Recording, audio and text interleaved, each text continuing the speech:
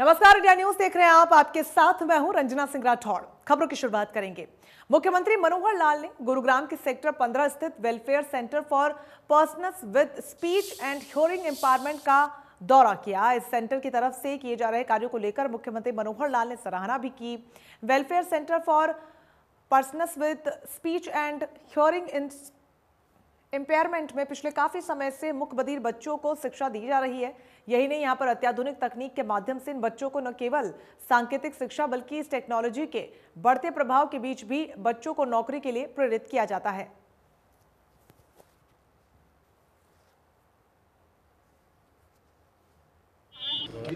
मित्रों, आज ये जो हरियाणा श्रवण और वाणी निशक्त केंद्र में जो आज आना हुआ है, वास्तव में बहुत एक रचनात्मक काम इस केंद्र में किया जा रहा है। ऐसे सब लोग जो शारीरिक दृष्टि से कहीं ना कहीं उनके बोलने में, उनके सुनने में कुछ कठिनाई रह जाती है, तो उनको जो सांकेतिक लैंग्वेज के माध्यम से उनके जीवन को सरल बनाना, उनके बात को, उनके व्यवहार को एक साइन लैंग्वेज के माध्यम से दूसरों तक पहुंचाना, और फिर जीवन में वो लोग सामान्य व्यक्ति से अपने आप को किसी कारण से कम ना समझें, उनको सामान्य जीवन में लेकर के आना एक बहुत बड़ी सेवा इस केंद्र के माध्यम से हो रही है। और मैं इसके लिए विशेष तौर पर डॉक्टर शरणजीत कौर और इनकी जो डेडिकेटेड टीम है उनको श्रेय देता हूँ। हरियाणा में कुश्ती अखाड़ों में महिला पहलवानों पर हो रहे छेड़खानी और आपराधिक मामलों को लेकर सरकार ने बड़ा फैसला लिया है। अब सरकार की प्रदेश में चल रहे अवैध रूप से अखाड़ों को बंद करने की तैयारी है। खेल मंत्री संदीप सिंह ने कहा कि इस पर सरकार जल्द ही एक पहल करने वाली है, जिसमें सिर्फ मान्यता प्राप्त कुश्ती के अखाड़े ही चल पाएंगे। सरकार अवैध रूप से चल रहे कुश्ती अखाड़ों को बंद करेगी। अखाड़ों में खिलाड़ियों की सुरक्षा और निगरानी के लिए सीसीटीवी लगाए जाएंगे ताकि निगरानी रखी जा सके। जो लोग अपने घरों में अखाड़े चला रहे हैं वो सभी बंद होंगे। बता दें कि रेसलर निशा दहिया हत्याकांड के सामने आने के बाद प्रदेश में अवैध रूप से चल रहे अखाड़ों को बंद करने की मांग उठ रही है।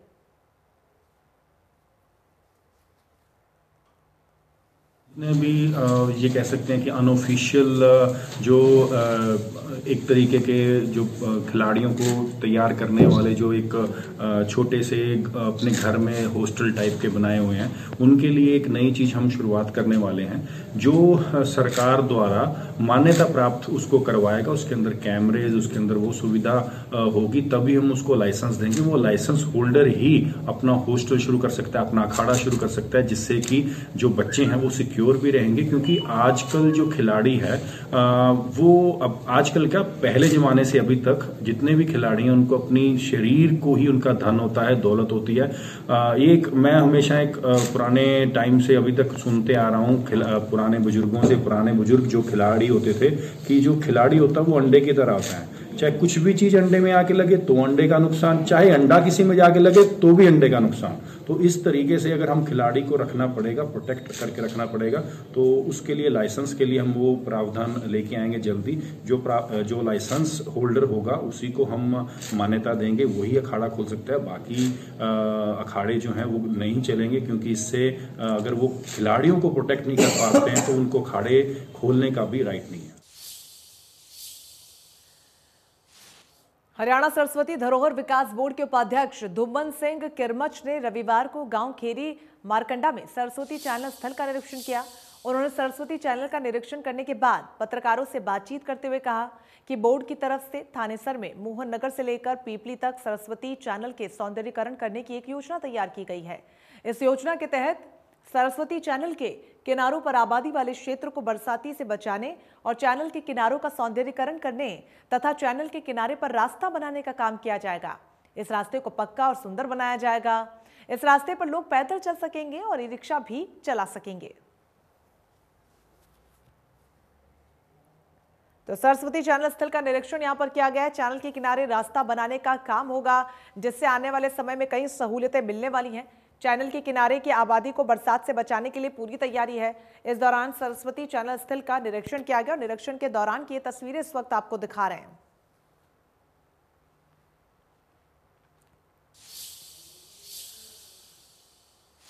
प्रदेश सरकार ने किसानों के लिए प्रदेश की मंडियों में फसल की खरीद आसानी से हो सके इसके लिए पोर्टल की शुरुआत की है, लेकिन पलवल जिले की होडल की अनाज मंडी में किसानों को पोर्टल से कोई फायदा नहीं हो रहा।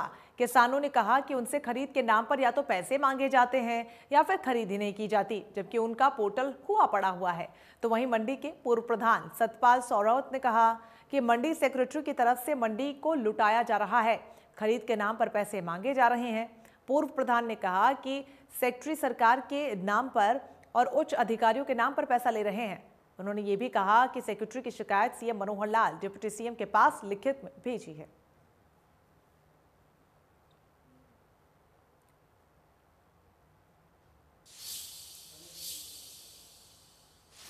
सोनीपत में किसानों के लिए राहत की बड़ी खबर सामने आई है कि अब सोनीपत में 2 ट्रेन डीएपी खाद की भरी हुई पहुंच चुकी हैं, जिनमें से 1,36,000 बोरी मौजूद है। संपूर्ण खाद को अब ट्रेन से उतारा जा रहा है और ट्रकों में भरकर ग्रामीण क्षेत्रों में भेजना शुरू कर दिया गया है। फिलहाल ये डीएपी खाद सोनीपत, रोहतक, झज्जर और जींद क्षेत्र के किसानों को सप्लाई किया जाएगा।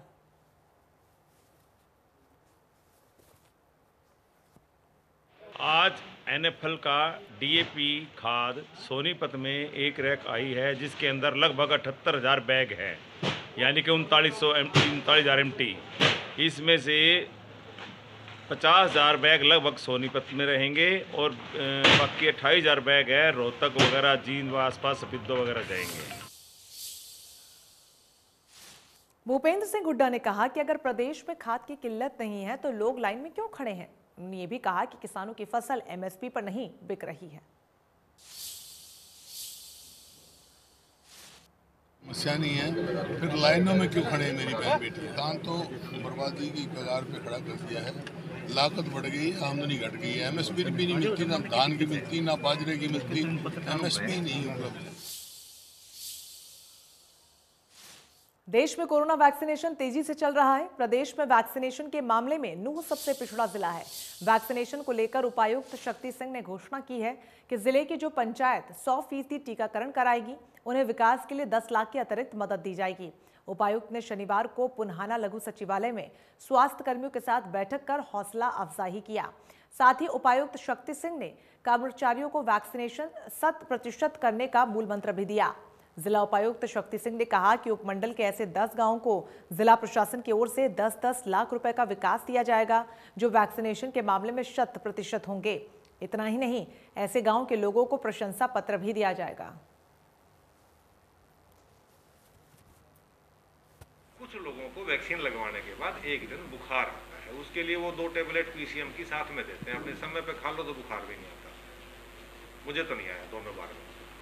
और परसों ही मैं बात कर रहा था, अपने मुफ्ती जाहिद साहब से बात कर रहा था। मुफ्ती साहब कह रहे थे, बोले कि जो थोड़ा बहुत वीक होता है उसको आता है, हमें तो नहीं आया। उनको नहीं आया था, वो खुद करे, उन्होंने वीडियो सर्कुलेट किया। और भी जितने हमारे जो मौजिज़ लोग हैं, जो आलिम हैं अपने इलाके के, उनसे बात हुई है, सबने यही कहा है कि इसका नेगेटिव इफेक्ट कोई भी नहीं है। अगर है तो हर इस चीज़ की निशानी है कि वैक्सीन ने काम कर दिया। अब असर नहीं होगा, शरीर ने उसको संभाल लिया और अब एंटीबॉडी बन गई। दिल्ली एनसीआर में लगातार बढ़ रहे पॉल्यूशन के चलते फरीदाबाद में ईंट भट्टे और क्रैशर जोन को बंद कर दिया गया है। केंद्रीय प्रदूषण नियंत्रण बोर्ड के आदेश के बाद फरीदाबाद में चल रहे 96 क्रैशर जोन को बंद करने का आदेश दिया गया। फरीदाबाद में चल रहे क्रैशर जोन में बड़े बड़े पत्थरों को मशीनों द्वारा पीसकर रोड़ी और डस्ट बनाया जाता है। इस दौरान डस्ट उड़ने से हवा में प्रदूषण फैल रहा था, जिसकी वजह से एयर क्वालिटी इंडेक्स लगातार बढ़ रहा था। न केवल एयर क्वालिटी इंडेक्स बल्कि PM 2.5 और PM 210 के बढ़ने से लोगों के स्वास्थ्य पर बुरा असर पड़ रहा था, जिसके चलते क्रैशर जोन और ईंट भट्टों को बंद करने का फैसला लिया गया। हमारे सहयोगी देवेंद्र कौशिक की रिपोर्ट को देखिए। दिल्ली एनसीआर में 15 अक्टूबर से ग्रेप लागू कर दिया गया है ताकि जो प्रदूषण का लेवल है वो कम हो जाए, और ऐसे में अब सीबी की तरफ से जितने भी क्रैशर जोन हैं, ईंट भट्टे हैं, उनको भी बंद करने के आदेश दे दिए हैं। क्योंकि फरीदाबाद का जो एयर क्वालिटी इंडेक्स है वो लगातार 400 से और 450 से ऊपर जा रहा है। इसी की वजह से हरियाणा पॉल्यूशन कंट्रोल बोर्ड की तरफ से भी जो क्रैशर जोन फरीदाबाद में है उनको पूरी तरह से बंद करने के आदेश दे दिए गए हैं। चूँकि हम एक क्रैशर जोन पर पहुँचे, आपको दिखा देते हैं कि क्रैशर जोन को आखिर बंद करने की जो नौबत है वो क्यों आई है। ये आप जो सामने देख रहे हैं, ये जितनी भी मशीनरी है ये क्रैशर जोन की है। क्रेशर जॉन यानी कि जो बड़े बड़े पत्थर हैं उनको पीसकर डस्ट बनाया जाता है, जो निर्माण कार्यों में, जो मकानों के बिल्डिंगों को निर्माण कार्यों में यूज किया जाता है, और रोड़ी यहाँ बनाई जाती है बड़े पत्थरों को पीसकर। जब उनकी पिसाई की जाती है पत्थरों की तो यहाँ बहुत ज़्यादा डस्ट उड़ती है, और जो डस्ट होती है वो PM 2.5 और PM 10 ये जब यहाँ से उड़कर हवा के साथ में शहर की तरफ जाती है तो लोगों को उससे परेशानी होती है, नुकसान होता है, एयर क्वालिटी इंडेक्स है वो लगातार बढ़ता है। इसी के चलते पॉल्यूशन कंट्रोल बोर्ड की तरफ से यहाँ फरीदाबाद की अगर बात करें तो ऐसे 96 क्रेशर जोन हैं जिन्हें अब बंद कर दिया गया है। हालांकि इसकी वजह से लोगों को परेशानी इस बात को लेकर हो रही है, चूँकि यहाँ जो काम करने वाले लोग हैं अब उनके सामने आर्थिक संकट भी खड़ा हो गया है। और इसके साथ साथ में हिदायतें इस बात को लेकर भी दी गई हैं कि तमाम जो क्रेशर जोन है, चूँकि यहाँ हवा के साथ में जो डस्ट उड़ती है वो डस्ट ना उड़े, इसके लिए बार बार पानी का छिड़काव किया जाए। हालांकि यहाँ मैनेजर या जो भी इंचार्ज हैं उनकी तरफ से ये काम किया भी जा रहा है, जगह जगह पानी का छिड़काव भी किया जा रहा है, लेकिन समस्या इस बात को लेकर है कि अब अभी तक नहीं पता है कि ये क्रेशर जोन शुरू कब होंगे, क्योंकि लोगों के स्वास्थ्य को लेकर खतरा है। सांसों के माध्यम से जो डस्ट है वो अंदर जा रही है। डॉक्टर कह रहे हैं कि बचाव करें अपना। बात करेंगे, क्या नाम है आपका? जादूलाल सिंह। हाँ, ये क्रेशर जोन जो बंद हुए हैं कितने दिन पहले बंद हुए? ये तो 5-7 दिन हुए जी। कौन आया था बंद कराने के लिए? ऊपर से मालिकों को फोन आ जाए कि बंद कर दो जी, बंद करवा दिए जी। तो बीच में आप चलाते हैं या पूरी तरह से? नहीं चलाते, पूरी तरह से बंद है जी। तो जितने यहाँ लोग जो मजदूर थे वो सब जा चुके हैं, क्या स्थिति है फिलहाल? जो तो डेली वेज वाले थे वो तो जा चुके हैं, जो नहीं आते, जो मंथली वो ऐसे तनख्वाह वाले हैं वो रुके हैं, मालिक लोग बैठा रखेंगे, जब चलेंगे तो फिर कहाँ से आदमी आएंगे। अच्छा, अब तो फिलहाल बंद है, लेकिन जब ये क्रेशर जोन चलता है, पत्थरों की जब पिसाई होती है यहाँ, तो क्या डस्ट वास्तव में बहुत ज़्यादा उड़ती है? नहीं, इतना ज़्यादा नहीं उड़ती, लेकिन थोड़ी बहुत तो जैसे पत्थर पिसाई होती है तो उतना उसके पानी छिड़काव होता है उसके बाद साथ साथ। लेकिन अब फिर पूरी तरह से बंद है? पूरी तरह से बंद है जी।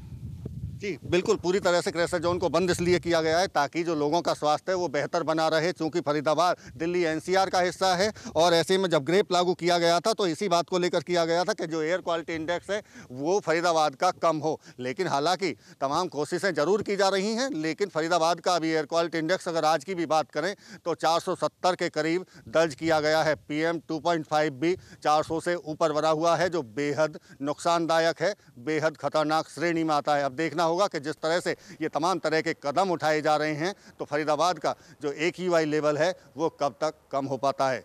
फरीदाबाद से देवेंद्र कौशिक, इंडिया न्यूज़। फतेहाबाद के बीघड़ गांव और ढाणी मियां खां के रास्ते में बनी ढाणी में कुछ लोगों द्वारा घुसकर हवाई फायरिंग करने और तलवारों से हमला करने का मामला सामने आया। घटना में एक पक्ष की 2 महिलाएं समेत 5 लोग जख्मी हो गए, जबकि दूसरे पक्ष के एक बुजुर्ग की टांग टूट गई। घायलों का यह आरोप है कि युवक हाथों में डंडे, तलवार और पिस्तौल लिए हुए थे और हवाई फायरिंग की। बाद में तलवार से उन पर हमला कर दिया गया। इस घटना को उन्होंने मोबाइल में रिकॉर्ड कर लिया, जिसमें पिस्तौल और डंडा लिए एक युवक को उन्होंने पकड़ रखा है, जिसे मौके से पकड़कर और डायल 112 पर कॉल कर पुलिस के हवाले कर दिया गया, जबकि बाकी वहां से वो फरार हो गए। परिवार वालों का यह आरोप है कि आरोपी कई गाड़ियों में सवार होकर आए थे, जिनमें से एक भागते समय छत से गिरा और उसकी टांग टूट गई, जबकि घायल का ये कहना है कि उसको घेरकर पीटा गया। घायलों को नागरिक अस्पताल में भर्ती करवाया गया है। मैं गांव बिगड़ से हूँ। घटना ये हुई, ये हमारा पड़ोसी है। हमारी इस खेत में झगड़ा हुआ था, इससे पहले भी 112 पे फ़ोन किया था, पुलिस गई थी। उसके बाद आज फिर इसने हमला किया, आज फिर पुलिस गई और इसके पास से पिस्तौल भी बरामद हुआ है। इसने हवाई फायर किए हैं और हमारे ढाणी के अंदर बढ़ गया था, वहाँ इसने छत से छाल लगाई थी, उसका पैर भी टूट गया है। नहीं, और किस लोगों के चोट, किस बात को लेकर झगड़ा हुआ था? झगड़ा खेत के अंदर जो डोली खाड़े के कचरा की वजह से हुआ था और गाली गलौज की वजह से झगड़ा हुआ था और ये अपने आदमी बुलाकर और हमला कर दिया। किन लोगों ने गाली गलौज की? राजेश, ये है रमेश। तो किन लोगों के चोटें किस किस की आई है जी? चोटें हमारे राजवीर को आई है, सुंदर को आई है, हमारी चाची जी को आई है। क्या नाम है? चाची जी बतेरी, एक अपना बहू है सरला, उनको भी चोट आई है, एक विष्णु है चाचा का लड़का, उनको भी चोट आई है। किन लोगों ने हमला बोला है? कितने लोग थे, किस चीज़ पे आए हैं ये हमला बोलने वाले लोग थे, कम से कम 10-12 गाड़ी थी और वो उसने बुलाया जो बंदे के साथ, रमेश ने। क्या अब कहाँ पे है ये? अब एडमिट है। पुलिस कार्रवाई हो रही है? पुलिस कार्रवाई, पुलिस गई थी मौके पे, 112 फ़ोन किया था, पुलिस भी गई थी मौके पे और एक पिस्टल भी बरामद हुआ है। नरवाना में शराब ठेकेदार के सेल्समैन की गोली मारकर हत्या का मामला सामने आया है। अज्ञात युवकों ने गोली मारकर हत्या कर दी। बताया जा रहा है कि मृतक हरदीप उर्फ जडेजा नरवाना के दरौदी गांव का रहने वाला था। सूचना पाकर मौके पर पहुंची पुलिस ने मामला दर्ज कर जांच शुरू कर दी है।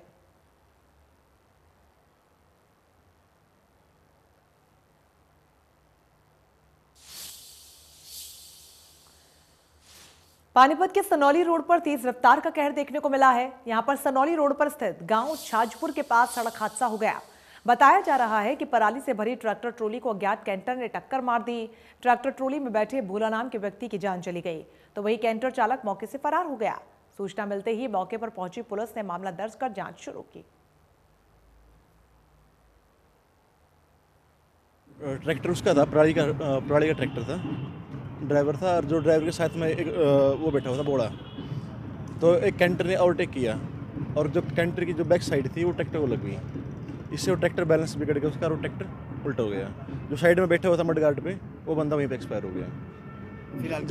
फिलहाल पोस्टमार्टम करवा रहे हैं और पर्चा दर्ज कर दिया गया है। FIR नंबर 191 थाना सनौली अंडर सेक्शन 279-304A। फिलहाल उसका पोस्टमार्टम करवा रहे हैं। क्या नाम था सर मरने वाले का नाम था बोड़ा पुत्र भूप सिंह, गांव मेहरमती, मेरठ का।